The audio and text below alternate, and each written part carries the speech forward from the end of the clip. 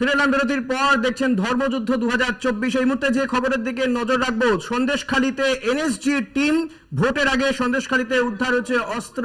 শাহজাহানের একটা বাড়ি থেকে অস্ত্র উদ্ধার হচ্ছে, মেঝে খুঁড়ে অস্ত্র উদ্ধার হচ্ছে। সিবিআই তল্লাশিতে সেই অস্ত্র উদ্ধার হয়।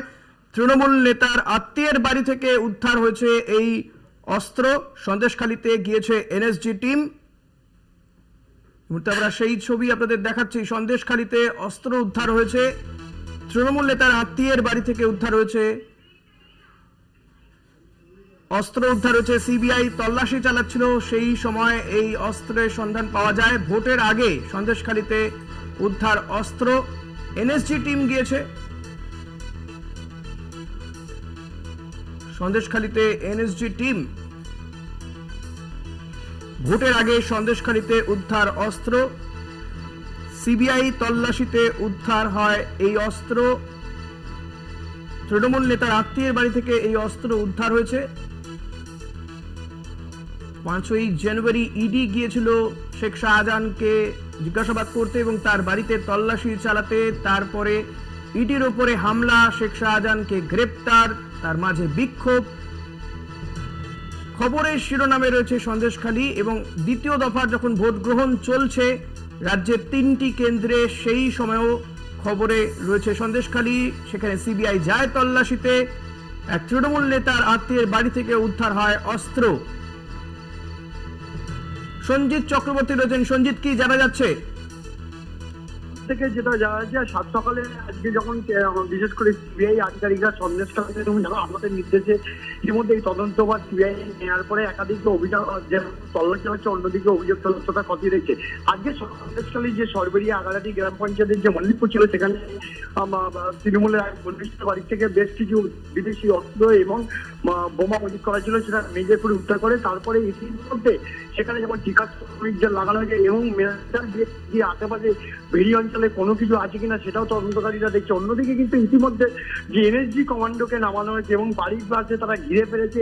এনএসজি কমান্ডো নতুন করে কোনো অস্ত্র ভান্ডারে মজুদ আছে কিনা সেটাও দেখছে এবং এর সঙ্গে অন্য কোনো ঘটনা আছে কিনা সেটাও তদন্তকারীরা দেখছে। ইতিমধ্যে কিন্তু সেই বাড়িটাকে কিন্তু ঘিরে রাখা হয়েছে, তার কাছে প্রায় 150 থেকে 200 মিটার দূরে কাউকে ঢুকতে দেওয়া হচ্ছে না। ইতিমধ্যে এনএসজি কমান্ডোরা বাড়ির চারিদিকে ইতিমধ্যে তারা একদিকে তাদের জ্যাকেট পরে, অর্থাৎ তাদের পোশাক পরে তারা বিভিন্ন জায়গায় যেমন মাছ করে তারা ঘিরে রেখেছে। অন্যদিকে বাড়িতে বিভিন্ন জায়গায় কিন্তু তারা খোঁজাখুঁজির কাজ চালাচ্ছে।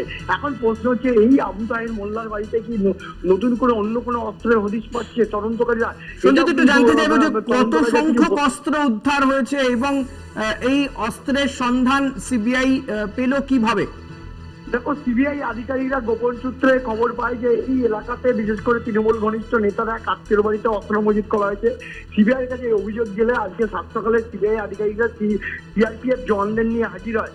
কিন্তু এই কি পরিমাণ অস্ত্র, কত পরিমাণ অস্ত্র, এই পরিমাণের সংখ্যাটা কথা কিন্তু তদন্তকারীরা, অর্থাৎ এই কেন্দ্রীয় তদন্তকারীরা এটা কিন্তু জানাতে চাইছেন না। বেশ কিছু যেটা জানতে পারা গেছে, অর্থাৎ সূত্রের খবর, অর্থাৎ সিবিআই সূত্রের খবর, বেশ কিছু বিদেশি অস্ত্র পাওয়া গেছে এবং বোমা উদ্ধার হয়েছে প্রায় 1 বস্তা মধ্যে। কিন্তু এর পাশাপাশি অন্য কোনো জায়গায় অস্ত্রের হদিশ পেল কেন এনএসজি কমান্ডোকে তড়িঘড়ি আনা হলো এই সন্দেশখালীতে, বিশেষ করে ওই এলাকাতে?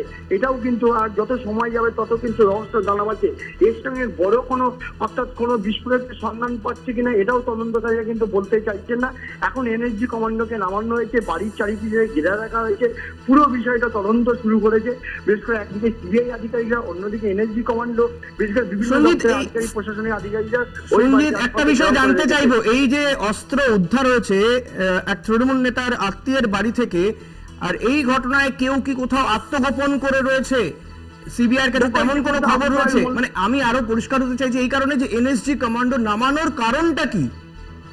দেখো, এই এনএসজি কমান্ডো নামানোর কারণটা কিন্তু সিবিআই কিন্তু কোনোভাবে বলতে চাইছে না, তদন্তের স্বার্থে বলতে চাইছে না, কোনো খোঁজাখুঁজির স্বার্থে হয়তো বলতে চাইছে না।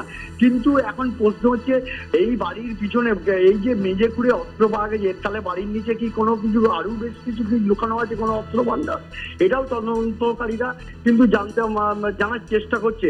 এনএসজি কমান্ডো নামানো মানে রীতিমতো এই এলাকায় আরো কোনো কিছু অস্ত্রের সন্ধান পাবে বলে এমনটাই তদন্তকারীরা মনে করেই কিন্তু কমান্ডোকে ডাকা হয়েছে। বিশেষ করে এই ঘটনার সঙ্গে যারা বেশ কিছু মানুষ ইতিমধ্যে আবু তাহের মোল্লাকে খুঁজে পাওয়া যাচ্ছে না, এর সঙ্গে অন্য কেউ জড়িত আছে কিনা সেটাও তদন্তকারীরা দেখছে। সঞ্জিত, এখন এনএসজি কমান্ডো নামানোর ঘটনা যদি বলা হয়, মুম্বাই হামলার সময় এনএসজি কমান্ডোকে নামানো হয়েছিল, সেটা দেখা গিয়েছিল, কিন্তু সাধারণত এই ধরনের কোথাও একটি জায়গাতে অস্ত্র উদ্ধার হচ্ছে আর এনএসজি কমান্ডো নামানো হয়েছে, এটা সচরাচর দেখা যায় না। একেবারে ঠিক, তুমি এই প্রশ্নটাই করলে। কিন্তু সিবিআই সূত্রে খবর যেটা হচ্ছে, তারা কিন্তু কি পরিমাণ অস্ত্র পেয়েছে, কোন ধরনের অস্ত্র পাওয়া গেছে, এই বোমাগুলো কি দেশীয় বোমা, কি তাজা কিনা, সক্রিয় কিনা বা নিষ্ক্রিয় কিনা, এই অস্ত্র কি ধরনের অস্ত্র পাওয়া গেছে, বলা হচ্ছে বিদেশি অস্ত্র, অর্থাৎ সিবিআই সূত্রের খবর।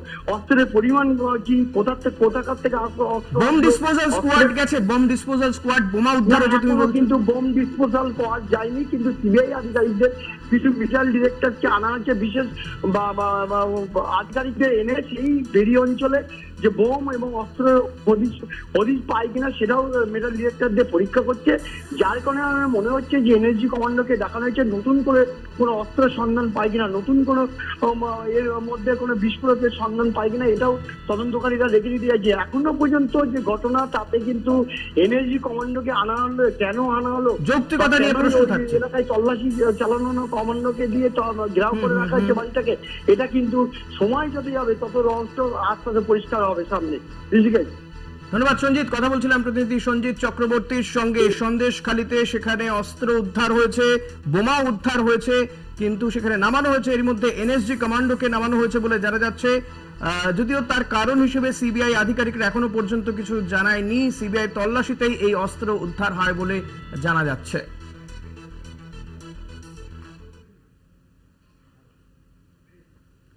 আবার একটা বিরতি নিয়ে ফিরবো, সঙ্গে থাকবেন।